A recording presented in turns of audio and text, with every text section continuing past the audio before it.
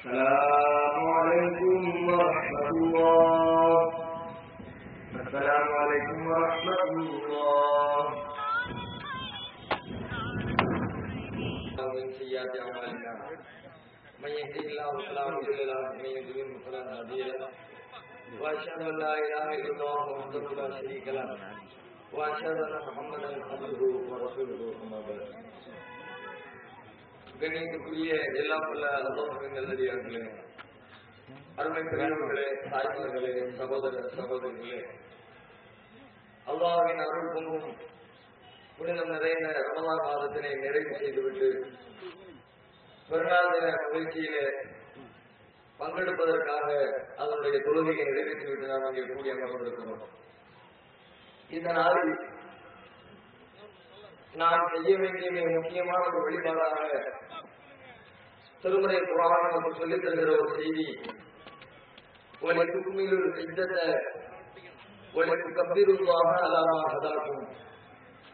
இந்த ரமலான் மாதத்தினுடைய எண்ணிக்கையை நீங்கள் பரிபூர்ணப்படுத்தியதற்காக இந்த பெருநாள் தினத்தில் ஒலிப்பு கம்பீருல்லாஹ் அலாமா ஹதாக்கும், உங்களுக்கு நேர்வழி நடத்தியதற்காக நீங்கள் அல்லாஹ்வை பெருமைப்படுத்த வேண்டும் என்று அல்லாஹ் சொல்லுகிறார். அதைத்தான் அன்னலம்பர் மகனார் ஸல்லல்லாஹு அலைஹி வஸல்லம் அவர்கள் கூட பெருநாள் தினத்திலே அல்லாஹு அக்பர் அல்லாஹு அக்பர் அல்லாஹு அக்பர் என்று தக்பீர் சொல்லிக் கொண்டே இருக்க வேண்டும் என்று நமக்கு கற்றுத் தருகிறார்கள். இது இந்த பெருநாள் திடலிலே கூடி கலைகின்ற தருணத்தில் மாத்திரம் நாம் சொல்ல வேண்டிய வார்த்தை அல்ல. பெருநாள் நாள் முழுவதுமே அதிகாலையிலிருந்து இந்த நாளில் இறுதி என்ற வரைக்கும் அல்லாஹ் அக்பர் என்ற சொல்லை நம்முடைய நாவு திரும்ப திரும்ப திரும்ப சொல்லிக் கொண்டே இருக்க வேண்டும்.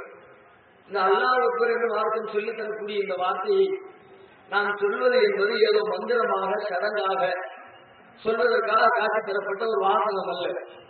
அதற்குள்ளே ஒரு பெரிய ஒரு பாரிய தத்துவத்தை அல்லாஹ் நமக்கு கற்றுத் தருகிறார்.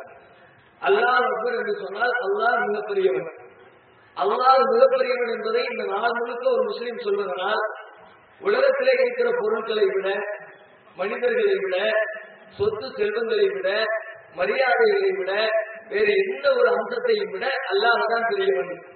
அல்லாஹ்வுடைய கண்ணியம் பெரியது, அல்லாஹ்வுடைய மார்க்கம் பெரியது, அல்லாஹ்வுடைய அதிகாரம் பெரியது, அல்லாஹ்வுடைய சட்டம் பெரியது என்பதை ஒரு முஸ்லிம் தனது உள்ளத்திலே ஆழமாக பதிய வைத்துக் கொள்வதற்காகத்தான் இந்த அல்லாஹ் அக்பர் என்ற வாசகத்தை சொல்லை நாள் முழுக்க திரும்ப திரும்ப சொல்ல வேண்டும் என்று மார்க்கம் நமக்கு காட்டி தந்திருக்கிறது. நம்முடைய வாழ்க்கையிலே நாம் எப்பொழுதெல்லாம் மகிழ்ச்சியான நிகழ்வுகளை சந்திக்கிறோமோ, வெற்றி கொடி நாட்டக்கூடிய மாதிரியாக நமக்கு நானே பெருமைப்படுகிற விதத்தில், நம்மை நானே புகழ்ந்து கொள்கிற விதத்தில், நமக்கு நானே சந்தோஷம் ஏற்படுத்திக் கொள்கிற விதத்தில் எந்த ஒரு நிகழ்வுகளை நாம் சந்திக்க நேர்ந்தாலும் அது போன்ற எல்லா தருணங்களிலும் அல்லாஹ்வை பெருமைப்படுத்துகிற வாசகங்களை நாம் கூறிக்கொள்ள வேண்டும். அதுதான் நம்முடைய வாழ்க்கையை பண்படுத்தும். நம்மிடத்திலே பெருமை இல்லாத ஒரு எளிமையான ஒரு அடக்கமான வாழ்க்கை அதுதான் நமக்கு கொண்டு வந்து சேர்க்கும். ஆகையினால் நபிகள் நாயகம் ஸல்லல்லாஹு அலைஹி வஸல்லம் அவர்கள் தம்முடைய வாழ்க்கையின் பல்வேறு கட்டங்களில் இதை நமக்கு சொல்லித் தருகிறார்கள். நபிகள் நாயகம் ஸல்லல்லாஹு அலைஹி வஸல்லம் அவர்கள் மக்காவிலிருந்து மதீனாவுக்கு துரத்தப்பட்டதற்கு பிறகு ஏறத்தாழ 8 ஆண்டுகள், 8ஆம் ஆண்டு எதிரி 8ஆம் ஆண்டு மக்காவிற்குள்ளே மீண்டும் வெற்றி வீரராக அவர்கள் நுழைகிறார்கள். எப்படிப்பட்ட மக்கா?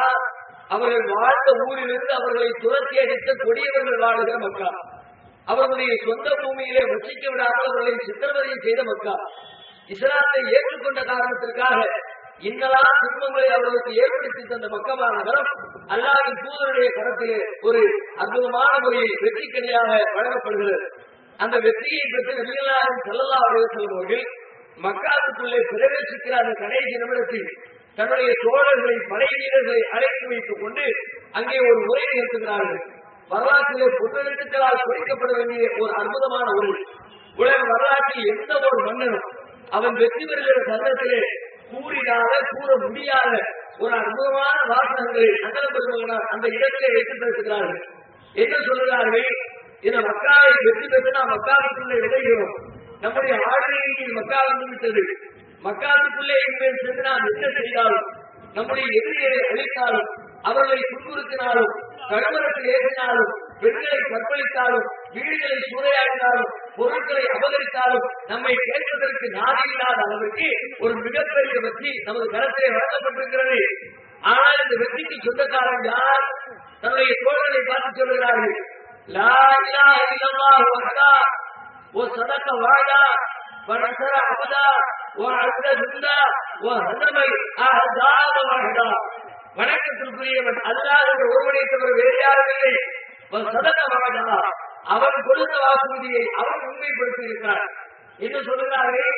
இந்த மக்காவை வெற்றி கொள்வோம் என்று ஆரம்பத்திலே அல்லாஹ் நபியவர்களுக்கு வாக்குறுதி வழங்கியிருந்தார். இன்றில்லாவிட்டாலும் இன்றாவது ஒரு நாள் மீண்டும் இந்த மக்காவுக்குள்ளே நீங்கள் பிரவேசிப்பீர்கள், மக்கா என்பது தரத்தை நாங்கள் வழங்குவோம் என்று அல்லாஹ் கொடுத்திருந்த வாக்குறுதியை நிலைப்படுத்துகிறார்கள். அவன் கொடுத்த வாக்குறுதியை அவன் உண்மைப்படுத்தி இருக்கிறார். அவனுடைய அதிகாரத்து அடிமைக்கு அவன் உறுதி செய்திருக்கிறான். அவனது பிரச்சாரத்திற்கு அவன் கண்ணியமளித்திருக்கிறான். எதிர்ப்படைகளை அவன் மாத்திரமே சரித்திற்கு அளித்திருக்கிறான். கவனிக்க வேண்டிய செய்தி என்ன? இந்த வெற்றிக்கு நான் சொந்தக்காரன் இல்லை. என்னுடைய முயற்சியால், என்னுடைய திட்டமிடுதலால், என்னுடைய உழைப்பால், என்னுடைய ராணுவ வீரர்களின் படை பலத்தால், அவர்களுடைய போர் விருப்பத்தால் இந்த வெற்றிக்கணியை நான் ஈட்டிடவில்லை. இந்த மக்காவை நான் வெற்றி பெற்று விடவில்லை. மாறாக இந்த வெற்றிக்கு நடக்கும் எந்த சம்பந்தமும் இல்லை. இதிலே கிடைக்கிற பெயரும், இதிலே கிடைக்கிற புகழும், இதிலே கிடைக்கிற பெருமையும் அனைத்துமே எல்லாம் வல்ல அல்லாஹ்விற்கு மாத்திரம் இருக்கிறார்கள் என்பதை அந்த இடத்திலே சொல்லி காட்டுகிறார்கள்.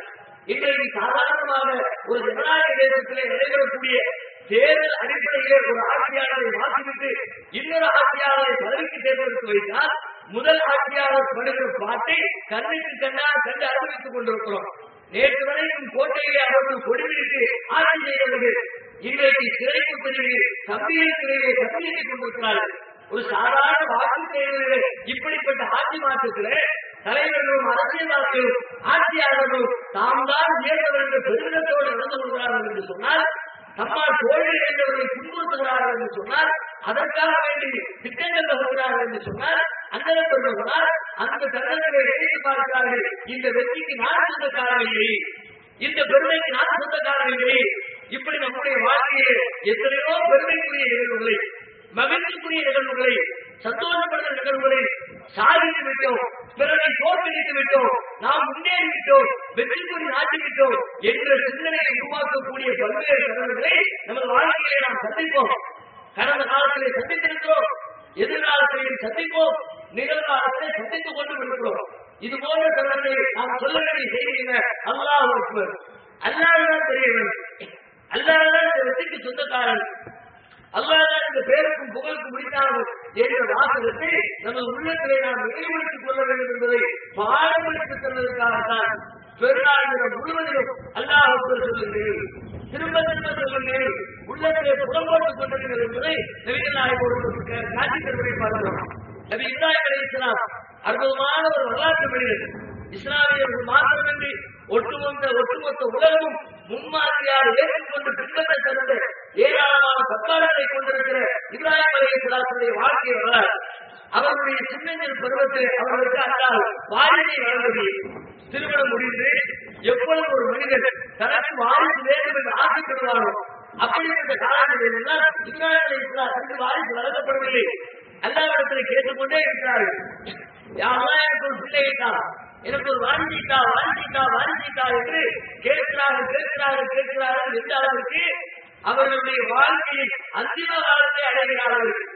அவர்கள் முதுமை பருவத்தை தருகிற அளவிற்கு எல்லை கடந்த நிலையிலும் அல்லாஹ்விடத்திலே கோரிக்கை வைக்கிறார்கள். அவர்களுடைய இளமை பருவத்தில் வழங்கப்படாத அந்த வாரிசு என்ற அன்பளிப்பு அவர்களின் முதுமை பருவத்திலே வழங்கப்படுகிறது. கொஞ்சம் கற்பனை செய்து பாருங்கள். ஆரம்பத்திலே இப்ராஹிம் அலைஹிஸ்ஸலாம் அவர்கள் அந்த ஊரில் எப்படிப்பட்ட நெருக்கடியை சந்தித்தார்கள். அவர்களையும் அவருடைய மனைவியின் தவிர ஒட்டுமொத்த உலகத்திலே அவர்கள் வாழ்ந்த பூமியிலே இஸ்லாத்தை ஏற்றுக்கொண்ட எந்த மனிதனும் கிடையாது. அவர்களுடைய கொள்கையை ஆதரிக்கிற எந்த ஒரு ஆதரவாளரும் கிடையாது. ஹிஜ்ரத் செய்து வெளியூருக்கு செல்கின்ற பொழுது அங்கே ஒரு அநியாயக்கார அரசை சந்திக்கிறார்கள். அப்பொழுது தன்னுடைய மனைவிகளிடம் சொல்கிறார்கள், உன்னை பற்றி அந்த அரசன் கேட்டால், நீ யார் உனக்கும் எனக்கும் உள்ள உறவை பற்றி கேட்டால், உன்னை என்னுடைய மனைவி என்று அவனிடத்திலே அறிமுகப்படுத்தினால் அவன் துரோகம் செய்வானோ, அநியாயம் செய்வானோ, அத்துமீறலில் ஈடுபட்டு விடுவானோ என்று நான் அஞ்சிக் கொண்டு உன்னை என்னுடைய சகோதரி என்று சொல்லிவிட்டு என்னை நீ பொய்ப்படுத்தி விடாது, ஏனென்றால் இந்த பூமியில் இன்றைக்கு உன்னையும் என்னையும் தவிர அல்லாஹ்வை நம்பிக்கை கொண்டிருக்கிற ஒரே ஒரு இஸ்லாமியம் கூட கிடையாது. இப்ராஹிம் அலைஹிஸ்ஸலாம் சொல்கிறார்கள். அப்படியானால் ஒட்டுமொத்த உலகத்தாலும் அரசர்களால், ஆட்சியாளர்களால், பொதுமக்களால், பெற்றோர்களால், உறவினர்களால் அத்தனை பேருடைய எதிர்ப்பையும் சந்தித்துக் கொண்டு 2 பேர் மாத்திரம் முஸ்லீம்களாக வாழ்கிறார்கள் என்றால் எப்படிப்பட்ட கொடுமைகளை சந்தித்திருப்பார்கள். இன்றைக்கு நாம் ஏகத்துவத்தை ஏற்றுக்கொண்டவர்கள் எத்தனை பேர் இருக்கிறோம். எந்த ஒரு ஊரை கணக்கெடுத்தாலும் 1000 பேர் இருக்கிறோம். சொல்ல போனால் உண்மையான கணக்குப்படி, மனோதத்துவ அடிப்படையிலான கணக்குப்படி சொல்வதாக இருந்தால் மெஜாரிட்டியாகவே இருக்கிறோம். வெளிப்படையாக தலையை எண்ணி பார்க்கிற பொழுது, சொல்லக்கூடிய இடங்களிலே வரக்கூடிய கூட்டத்தை எண்ணி பார்க்கிற பொழுது மற்றவர்களை விட எண்ணிக்கையில் குறைந்தவர்களை போன்று தேடினாலும் நமக்கு ஒரு காட்சி இருந்தாலும் உண்மையிலே அவர்களில் ஒவ்வொரு விதமாக கருத்து தெரிவித்து கேட்டார். எது சரியான கொள்கை, எது பின்பற்ற வேண்டிய கொள்கை அவர்களே ஒத்துக்கொள்கிறார்கள். நீங்கள் சொல்வது சரிதான், நீங்க சொல்றதுதான் கரெக்டாக இருக்குது, இதுதான் பிடிக்கிற அகற்று வேணாம் திட்டலாம், ஊர்ல இருக்கிற புத்தகத்தை வேணாம் பேசலாம். ஆனா பொதுமக்களுடைய நிலைமை என்ன? பெரும்பாலும் எல்லோருமே இதுதான் சரி, இதுதான் பின்பற்ற வேண்டியது என்று ஒத்துக்கொண்டு தங்கள் வாழ்க்கை அமைத்துக் கொண்டிருக்கிறார்கள். இப்படிப்பட்ட ஒரு சூழ்நிலையில் மெஜாரிட்டியாக வாழ்கிற காலகட்டத்தில் நாம் சந்திக்கிற பிரச்சனை எத்தனை, நம்முடைய உரிமைகள் எந்த அளவுக்கு மீறப்படுகிறது, நமது உரிமைகள் எப்படியெல்லாம் ரசிக்கப்படுகிறது, காவல்துறையாலும் அதிகார வர்க்கத்தாலும் பணபலம் படைத்தவர்களாலும் நிர்வாகத்தில் இருக்கக்கூடிய விமான தலைவர்களாலும் அப்படிப்பட்ட அரசுமுறையை சந்திக்க வேண்டிய சூழலை இன்றைக்கு நாகரிக காலத்தில், சட்டங்கள் இயக்கப்பட்டிருக்கிற காலத்தில், ஜனநாயக அரசு நடைமுறையில் இருக்கிற காலத்தில் நாம் சந்திக்கிறோம் என்றால் எந்த ஒரு ஆதரவாளரும் இல்லாத 2 முஸ்லீம்களை தவிர உலகத்தில் வேறு எவருமே முஸ்லீம்களை என்று சொல்லுகிற நிலையில் இருந்து இருக்கிறார். அந்த சமூகத்தால் எப்படிப்பட்ட கொடுமைக்கு ஆக்கிரமிக்கப்பட்டிருப்பார்கள். அதை நினைத்து பார்த்தாலே அவருடைய கொடுமையை நம்மால் விலகிக் கொள்ள முடிகிறது. அப்படிப்பட்ட தருணத்தில் அவர்களுக்கு பிள்ளை இல்லை என்று சொன்னால், வாரிசு இல்லை என்றால் அந்த சமூகம் அவர்களை எப்படியெல்லாம் பேசியிருக்கும். இன்றைக்கு எப்படி பேசுகிறார்கள்? ஒருத்தர் கல்யாணம் பண்ணி 5 வருஷத்துக்கு பிள்ளை இல்லை, ஒரு 10 வருஷத்துக்கு பிள்ளை இல்லை, அதனால் அவரை பற்றி சமூகம் எப்படியெல்லாம் கேள்வி கேட்கிறது. ஆம்பளை இல்ல, மரணமா இருக்கிறான், மதுரையா இருக்கிறான் என்றெல்லாம் கேள்வி கேட்கப்படுகிறது 21ஆம் நூற்றாண்டின் விஞ்ஞான யுகத்தில். ஆனால் விஞ்ஞான வளர்ச்சி அடையாத நாகரிகம் எட்டி பார்த்தால் அந்த காலத்து மக்கள் எப்படிப்பட்ட விமர்சனத்தை முன்வைத்திருப்பார்கள் என்பதை கற்பனையிலே நம்மால் புரிந்து கொள்ள முடிகிறது. அப்படிப்பட்ட விமர்சனம் வைக்கப்பட்ட காலகட்டத்தில் அவர்கள் எதிர்பார்த்த தருணத்திலெல்லாம் பிள்ளை வளர்க்கப்படாமல் முதிய பருவத்தில் அவர்களுக்கு வாரிசை வளர்ப்பதாக முடிவு செய்கிறார். இஸ்மாயில் என்ற குழந்தையையும் இஸ்ஹாக் என்ற குழந்தையையும் அவர்களுக்கு வளர்வதாக அல்லாஹ் முடிவெடுத்து சுப செய்தி சொல்கிறார். பிள்ளை கிடைக்கப் போகிறது, பிள்ளை கிடைத்து விட்டது என்ற செய்தி இப்ராஹிம் அலைஹிஸ்ஸலாத்துக்கு வழங்கப்படுகிறது. கொஞ்சம் கற்பனை செய்யுங்கள். இன்றைக்கு நம்முடைய வாழ்ந்த காலத்தில் இப்படி ஒரு சூழ்நிலையை ஒரு மனிதன் சந்தித்திருந்தால் பிள்ளை இல்லைன்னு சொல்லி 4 பேர் கேள்வி வச்சிருப்பாங்க. பிள்ளை கிடைத்தவங்க சம்பந்தப்பட்டவருடைய மனம் எப்படி புள்ளி திணித்திருக்கும், எப்படி தலைகால முடியாம ஆட்டம் போட்டிருப்பார். யாருடைய பற்றி ஆம்பளை என்ன சொல்றேன், எனக்கு பிள்ளைங்க என்ன சொல்றேன், போட போடு, இவனுக்கு போட போடு, அவன் தான் என்ன கேள்வி பேசுறான், இவன் தான் என்ன திட்டுனா பாருங்க, ஆஸ்பத்திரி பாரு, எனக்கு ஒரு சிங்கம் பிறந்திருக்குது பாரு என்று சொல்லி பாரதை தூக்கி கொண்டு பெருமை எடுப்பதுதான் யதார்த்த மனிதனுடைய இயல்புகளை. ஆனால் இப்ராஹிம் அலைஹிஸ்ஸலாத்துடைய நிலைமை என்ன? இப்ராஹிம் அலைஹிஸ்ஸலாம் அந்த தருணத்திலே சொன்ன வார்த்தைகளை